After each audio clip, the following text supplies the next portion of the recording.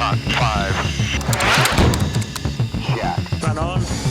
و این که دشمنان اشتباه نکنند که به خاطر اشتباهشون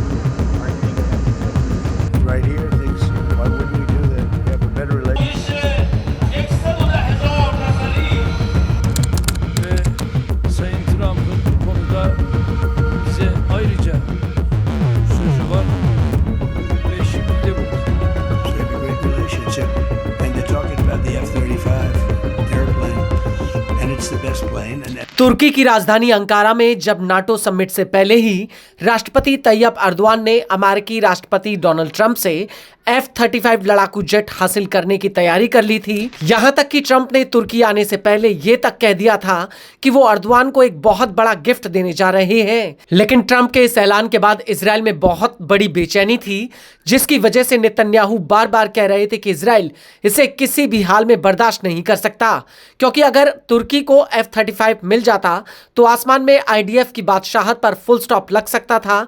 चूंकि यह अमेरिका का 5वीं पीढ़ी का लड़ाकू जेट है जो सीधे इजरायली एयरफोर्स को टक्कर देने का मादा रखता है, और इस लड़ाकू जेट के लिए अर्दवान रूस का S-400 एयर डिफेंस सिस्टम तक त्यागने को तैयार थे।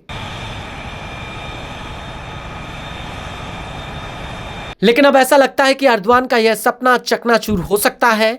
वो इसलिए क्योंकि अमेरिकी स्टेट डिपार्टमेंट ने इसको लेकर कांग्रेस को एक चिट्ठी भेजी है, जिसमें इस बात का साफ तौर से जिक्र किया गया है कि तुर्की अभी भी F-35 लड़ाकू जेट प्रोग्राम में शामिल होने के लिए जरूरी कानूनी आवश्यकताओं को पूरा नहीं करता है, लिहाजा फिलहाल तुर्की को यह जेट नहीं दिया जा सकता। एक इजरायली न्यूज एजेंसी ने स्टेट डिपार्टमेंट के ब्यूरो ऑफ लेजिस्लेटिव अफेयर्स की यह चिट्ठी हासिल की है। बता दें कि अमेरिकी राष्ट्रपति डोनाल्ड ट्रंप की ओर से स्टेट डिपार्टमेंट के ब्यूरो ऑफ लेजिस्लेटिव अफेयर्स ने प्रतिनिधि वेस्ली बेल ने एक पत्र के जवाब में 22 जुलाई 2026 को एक पत्र भेजा था। इस चिट्ठी में फिर से कहा गया कि F-35 प्रोग्राम में तुर्की की भागीदारी को लेकर वॉशिंगटन की नीति में कोई बदलाव नहीं हुआ है।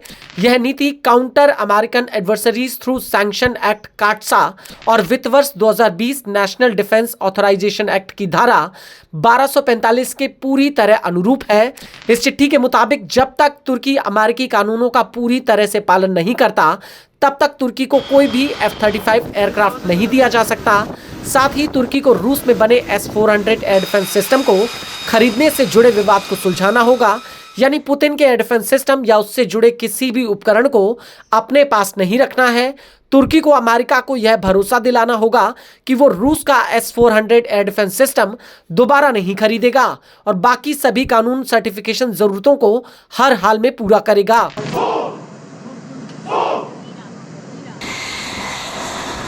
अपनी इस चिट्ठी में अमेरिकी स्टेट डिपार्टमेंट ने लिखा कि तुर्की ने अभी तक इन शर्तों को पूरा नहीं किया है। S-400 के मुद्दे को सुलझाने के लिए कोई भी प्रक्रिया पारदर्शी, कानूनी और हमारी राष्ट्रीय सुरक्षा के हितों के अनुरूप होनी चाहिए। हालांकि अमेरिकी स्टेट डिपार्टमेंट ने तुर्की में अर्दवान और ट्रंप के बीच हुई बातचीत का जिक्र करते हुए स्टेट डिपार्टमेंट ने कहा कि अमेरिका S-400 के मुद्दे को सुलझाने के लिए अंकारा के साथ बातचीत जारी रखेगा और साथ ही नाटो सहयोग को भी और मजबूत करेगा। अमेरिकी स्टेट डिपार्टमेंट का कहना है कि अमेरिका और तुर्की के बीच व्यापक संबंधों को साझा सुरक्षा हितों और संतुलन द्विपक्षीय व्यापार पर आधारित बताया गया है। साथ ही इस बात पर जोर दिया गया कि वॉशिंगटन आपसी हितों के मामले में तुर्की के साथ मिलकर काम करना जारी रखेगा,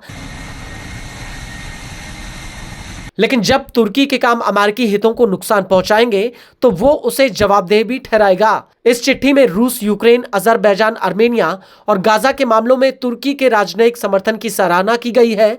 साथ ही अमेरिकी स्टेट डिपार्टमेंट ने तुर्की द्वारा कई अमेरिकी राजनयिक पहलों का समर्थन करने का श्रेय भी दिया है, जिनमें रूस और यूक्रेन, अजरबैजान और आर्मेनिया और गाजा से जुड़े प्रयास, साथ ही ISIS विरोधी और व्यापक क्षेत्रीय आतंकवाद विरोधी अभियान शामिल किए गए हैं। लेकिन सवाल वहीं आकर उठता है कि अर्दवान ने अमेरिका के लिए मिडिल ईस्ट में जो कुछ किया, उसके बदले में जो वो उम्मीद कर रहे थे, शायद अब वो संभव नहीं है। Müzakere sürecinin zorluklarının elbette farkındayız.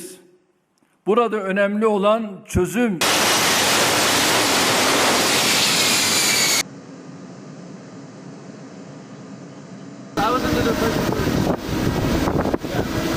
Because what's forming is communism in the country.